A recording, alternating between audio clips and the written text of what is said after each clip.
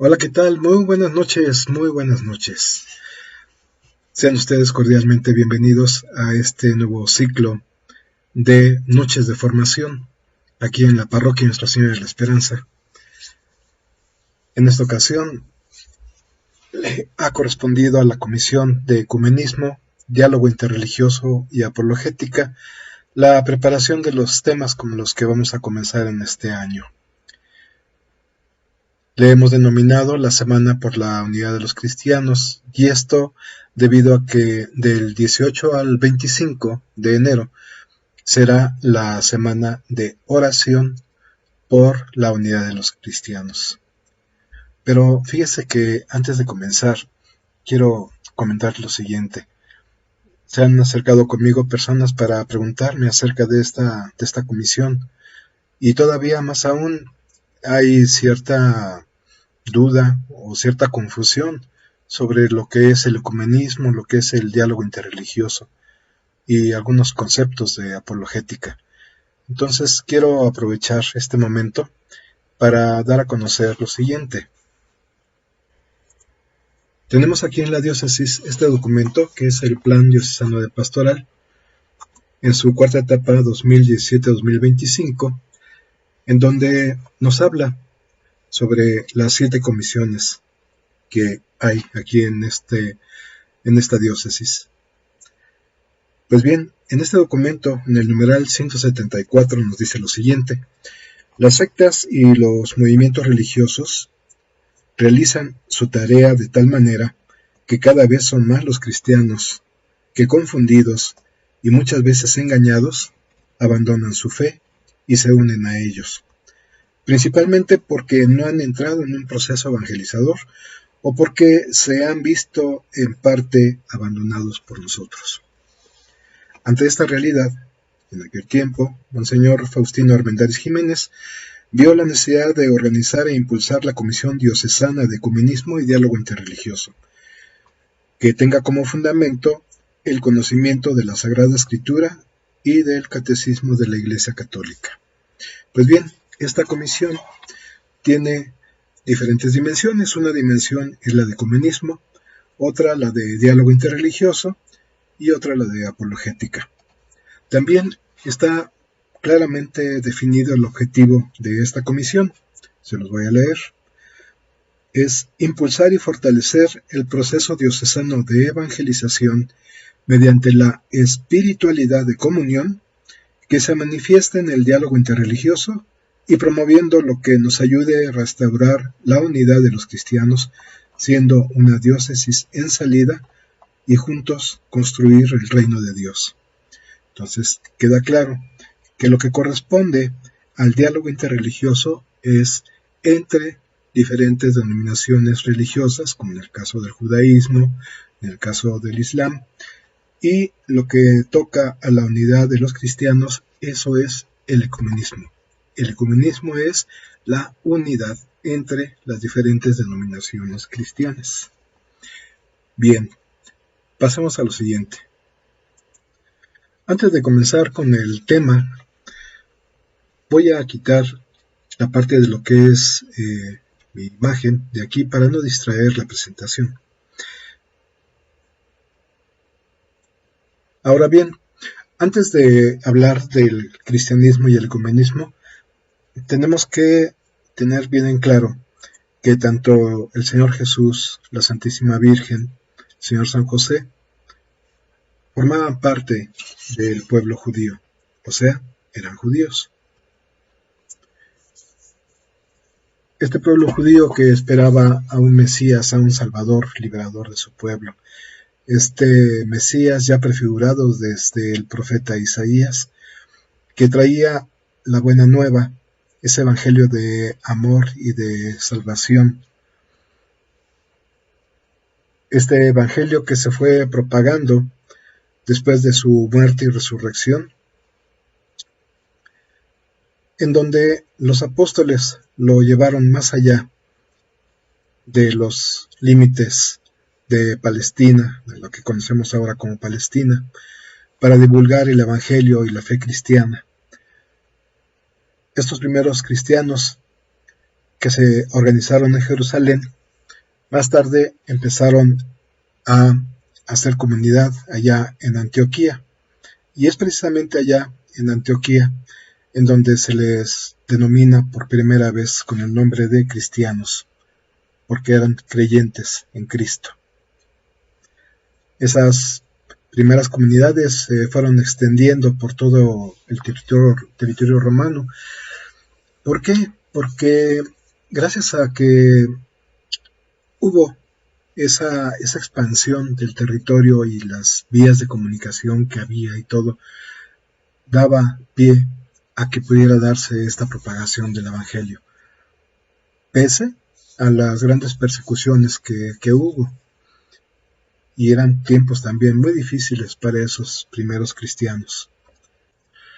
Fue tal la extensión que se dio del cristianismo, en donde Constantino decidió ya establecer la tolerancia religiosa mediante el Edicto de Milán en 313, y ya en el 380 Teodosio lo transformó en la religión oficial. Ya para esto, los apóstoles podían movilizarse fácilmente ahí por todo el territorio imperial. Ya en el 325, en el primer concilio, el concilio de Nicea, fue considerado como el primer concilio ecuménico, donde estaban reunidos todos los obispos cristianos ya de aquel tiempo, de aquella época. Y si hablamos acerca de la historia de la Iglesia, voy a hacerlo así de una forma muy amplia, sin tanto detalle, porque como ustedes tal vez se habrán dado cuenta, en lo que es el programa de esta semana, se va a hablar acerca de algunos de estos padres de la Iglesia. Entonces, ahorita voy a hacer mención solamente de ciertas características. Ya San Pablo, en Gálatas 1, 6, 9, nos habla acerca de aquellos que estaban perturbando a la comunidad, alterando el Evangelio de Cristo. Después, en el siglo II, aparecen las herejías en el seno de la Iglesia, con el gnosticismo y el pontanismo, unos contaminados con el ambiente helenista y otros predicando una renuncia total al mundo. Y esto no tenía nada que ver con lo que Jesús predicó. Posteriormente, en el siglo IV y V, con el arrianismo, que trata sobre la jerarquización o subordinación de la persona del Padre y del Hijo, con calificativos de superioridad o de inferioridad, estas herejías tremendas, donde también se hablaba de negar la naturaleza divina de Cristo, y otra herejía más que negaba el orden sobrenatural y la gracia necesaria para la salvación. Todo esto fue tratado en diferentes concilios por diferentes padres de la Iglesia, en donde, dando respuesta a estas herejías, esta deformación de lo que es la fe, pues los padres de la Iglesia fueron los primeros apologetas que daban fe y defensa sobre esta fe en Cristo. Después se viene a dar el primer cisma. Ese cisma, esa separación de la Iglesia de Oriente y Occidente. La de Oriente, en donde queda el patriarcado de Constantinopla, y en Occidente con el Papa León IX y con los demás sucesores que hubo después.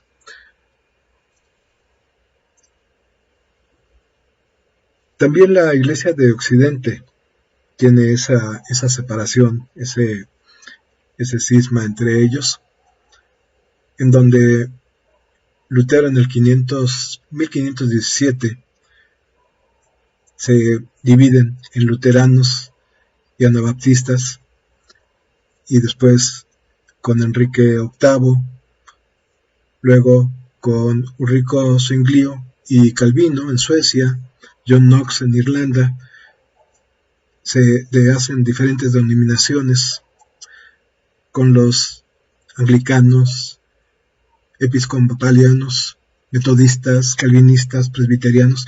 Total, esto es algo que definitivamente no estaba en lo que el Señor Jesús había dicho.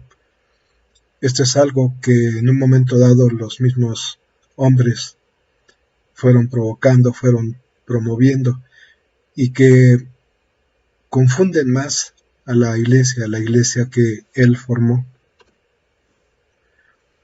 Porque ya desde su principio Jesús, en su oración al Padre, Él pidió por la unidad. En Juan 17:21 nos menciona precisamente esto que les encargaba a los apóstoles: que todos sean uno, como tú, Padre, estás en mí y yo en ti, que también ellos sean uno en nosotros. Esta unidad que el Señor tiene con el Padre, esta unidad que no debería haber ninguna división en la Iglesia de Cristo, ha sido obra de los hombres y se opone totalmente a la voluntad de Cristo. Esto es algo terrible, esto es algo que ha permeado a lo largo de la historia y en diferentes lugares del mundo. Y a causa de esta división, la misión se vuelve cada vez más pesada, porque esta, pues llamémosle, lucha entre cristianos, que nos confunde y confunde a otros más, incluso a los que no creen en Cristo. Eso impide que se difunda la fe como debe ser. Esto impide precisamente que se dé a conocer fielmente la voluntad de Cristo. Y utilizando las palabras del Papa Francisco sobre esta división, nos dice que es un escándalo para el mundo, un verdadero y total escándalo para el mundo. Fíjense que este documento, promulgado en 1964, emanado precisamente del Sacrosanto Concilio Ecuménico Vaticano II, y repito, es Concilio Ecuménico Vaticano II, porque desgraciadamente en la literatura le ponen Concilio Vaticano II y le quitan esa parte importantísima que es Concilio Ecuménico Vaticano II. Pues bien, uno de los documentos que salieron en aquella ocasión, en 64, fue este, que se llama Unitatis Redintegratio, que quiere decir restauración de la unidad. Y nos dice: promover la restauración de la unidad entre todos los cristianos es uno de los fines principales que se ha propuesto el Sacrosanto Concilio Ecuménico Vaticano II, puesto que única es la Iglesia fundada por Cristo, aun cuando son muchas las comuniones cristianas que se presentan a los hombres como la herencia de Jesucristo. Todos se confiesan discípulos del Señor, pero sienten de modo distinto y siguen caminos diferentes, como si Cristo mismo estuviera dividido, división que abiertamente repugna a la voluntad de Cristo y es piedra de escándalo para el mundo y obstáculo para la causa de la difusión del Evangelio por todo el mundo. ¿Se dan cuenta qué terrible es esto que acabamos de escuchar? Y por eso es la promoción de la restauración de la unidad. ¿Sí? Ahora creo que va quedando más claro. ¿Qué acciones se han realizado orientadas al ecumenismo? Pues han sido varias en diferentes partes.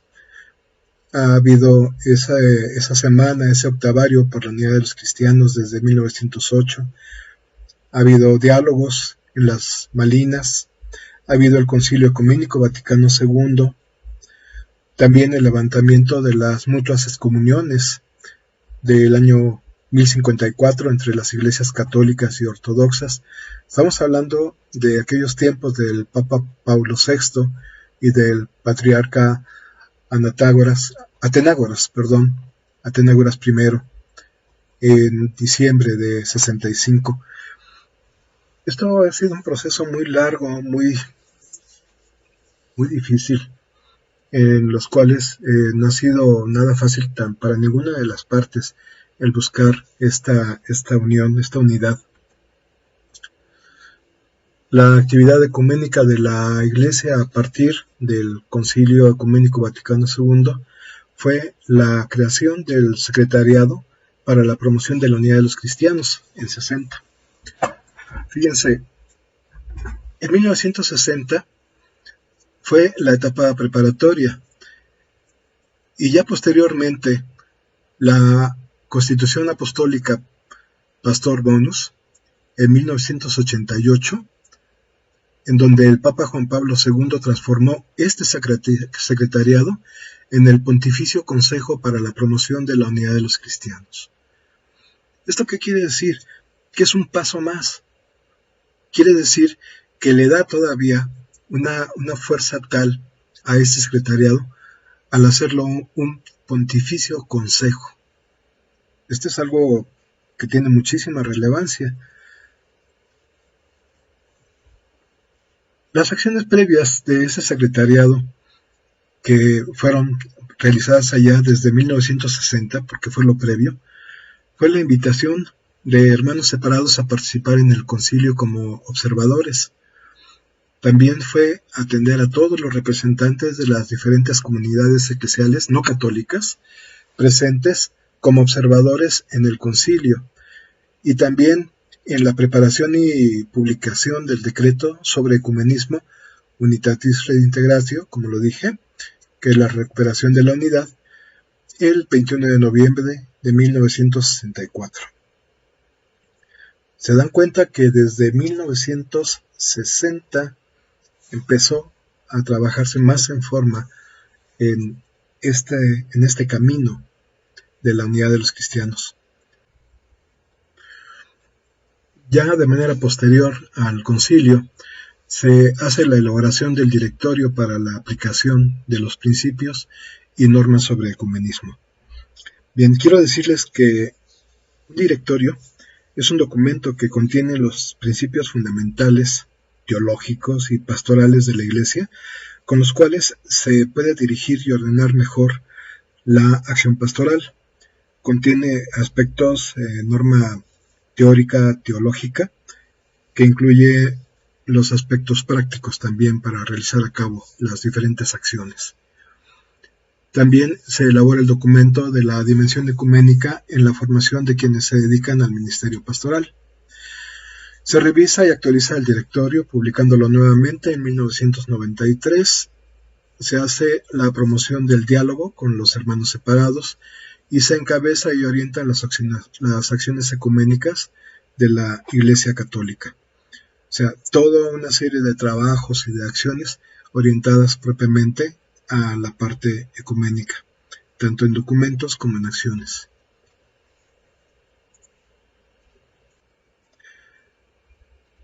El Pontificio Consejo para la Promoción de la Unidad de los Cristianos es el organismo que guía el trabajo ecuménico. Al ser un consejo de carácter pontificio, entonces la cabeza es el Papa, después viene todo el órgano que compone este consejo de los obispos, conferencias episcopales, los sínodos, todos los organismos que tienen que ver con esto, y vienen las demás comisiones también, y se han realizado diferentes reuniones, todos estos encaminados precisamente a la unidad de los cristianos. Entonces, en lo particular, ¿cuál es nuestro papel en la Iglesia, nuestro papel ecuménico? Pues miren, vamos a dejar bien claro que todos somos llamados a participar en el ecumenismo. ¿De qué forma? De forma espiritual. Entonces estamos hablando de un ecumenismo espiritual. Y este ecumenismo espiritual tiene tres elementos principales, que son la oración, la conversión y el cambio de vida.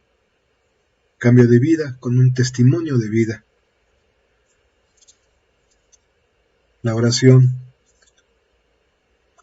tal como nosotros la conocemos, como nosotros hemos hecho desde chicos, como nos han enseñado a orar, ese momento en donde nosotros ponemos nuestro corazón en el Señor, donde nosotros buscamos con nuestro corazón hablarle a Cristo, pedirle, ofrecerle.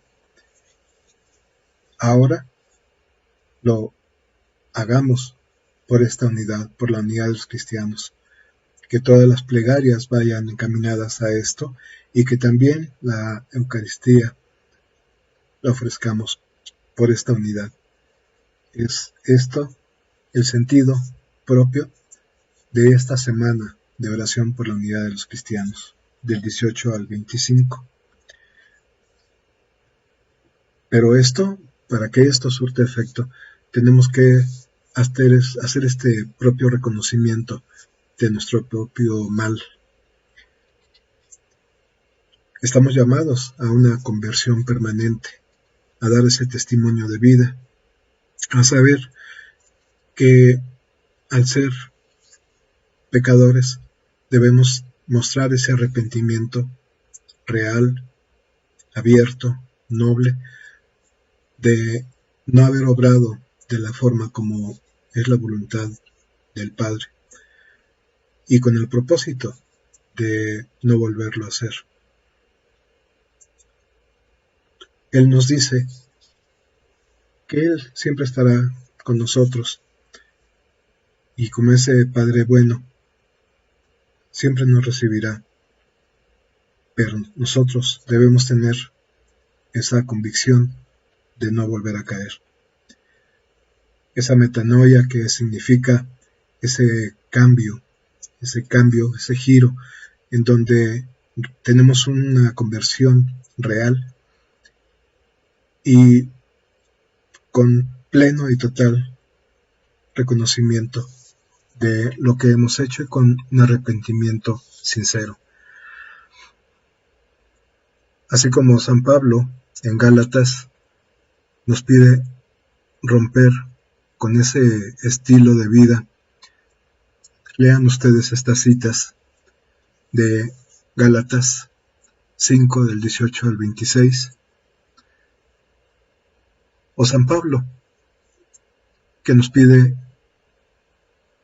que seamos vivos bajo la gracia de Dios, que no estemos muertos al pecado. Nos llama precisamente a una purificación interior, a esa búsqueda de santidad que también nos hace la invitación el Papa Francisco, a esa búsqueda de santidad en su documento.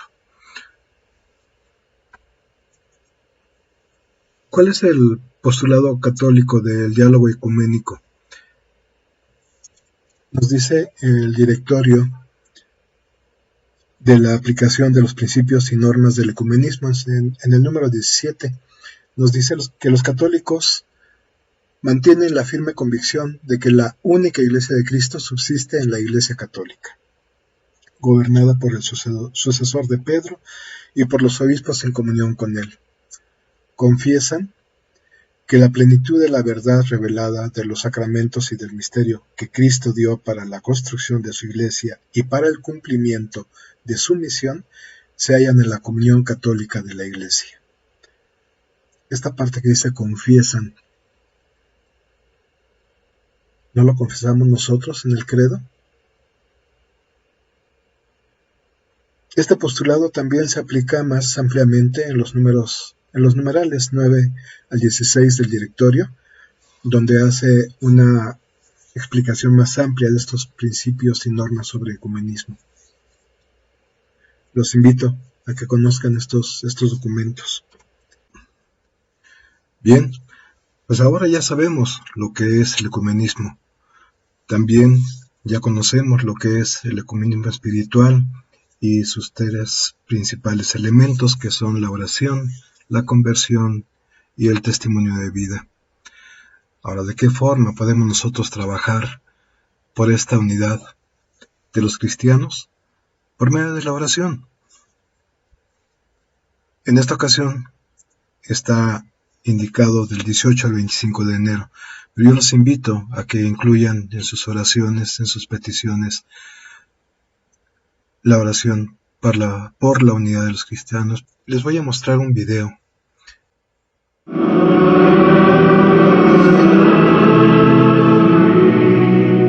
Del 25 de enero al 2 de febrero tiene lugar en Tierra Santa la Semana de Oración por la Unidad de los Cristianos, una unidad por la cual todas las confesiones cristianas se encuentran cada año rezando. Un desafío y un compromiso que involucra de una manera especial a Jerusalén, donde son evidentes las diferencias todavía existentes, pero que es también la ciudad en el centro de la fe común, el lugar en el que nació la Iglesia. Es emocionante, ya había estado casualmente hace 5 años, deseábamos volver y hemos elegido esta ocasión para hacerlo. Es una experiencia extraordinaria, de una intensidad y de una carga emotiva que es difícil describir y que es una ocasión para implorar que esta unidad pueda crecer en nuestra iglesia. Implorare che questa unità possa crescere nella nostra chiesa. Como grupo venimos aquí desde hace 5 años para esta semana especial, por las oraciones por la unidad en Cristo. Por ello creemos que es importante venir aquí precisamente en esta semana.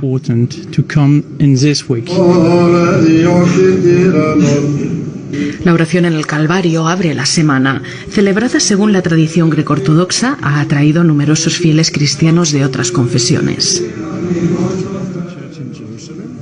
Nosotros, como iglesia local de Jerusalén que vive entre diferentes confesiones, rezamos y seguimos nuestra tradición. Es verdad, esperamos que un día nos convirtamos en una única realidad como éramos en el primer milenio.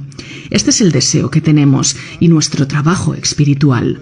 Os damos la bienvenida aquí. Esperamos que un día en el futuro podamos rezar oficialmente juntos, como todos esperamos, y deseamos que este día no llegue demasiado tarde. Esperamos que sea en nuestro tiempo. Es el turno de las oraciones ecuménicas, organizadas cada tarde por una comunidad diferente, por los anglicanos en la iglesia de San Jorge en Jerusalén, por los armenios apostólicos en la iglesia de Santiago, por los luteranos en la del Redentor. Se leen o se cantan textos elegidos para lograr unir a todos los cristianos.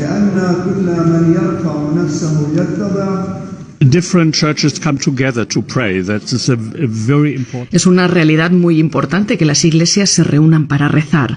Es especialmente importante en esta ciudad, Jerusalén, donde todas las iglesias están conectadas. Podemos servir de modelo para todas las iglesias en el mundo al rezar juntos y al promover la diversidad de la iglesia, pero en la unidad en Cristo. The diversity of the churches in the unity of Christ. La semana de oración por la unidad de los cristianos continuó en la concatedral del Patriarcado Latino de Jerusalén. En el gesto de partir el pan por el camino, tema elegido para la oración, los miembros de las iglesias quisieron reiterar la importancia del intercambio y de la unión, una unidad que se hace necesaria sobre todo frente al contexto actual de Oriente Medio. Abbiamo voluto dunque legare il concetto dell'Eucaristia. Hemos querido vincular el concepto de la Eucaristía, que no podemos compartir, pero podemos compartir la vida. Y reconociendo nuestras divisiones, no podemos olvidar la profunda división que hay en esta tierra. División entre los pueblos, incluso geográficamente, en la tierra. Partir el pan significa también reconocer, partir con ellos la vida, reconocer su sufrimiento y rezar por una justicia, por la dignidad, el reconocimiento de todos y sobre todo de aquellos que en este momento no son reconocidos, y pensamos, debemos decirlo, en el pueblo palestino.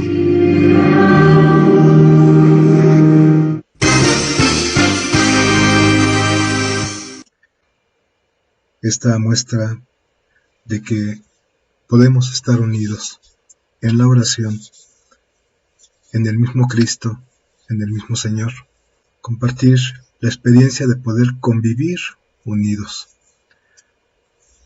Por eso es lo que nos corresponde a nosotros, vivir en la oración, pedir por la unidad, por la paz. Y con esto nos quedamos para el día de mañana. Por favor, inviten a sus conocidos a que se unan a estas noches de formación en la parroquia Nuestra Señora de la Esperanza. Que tengan muy buen descanso.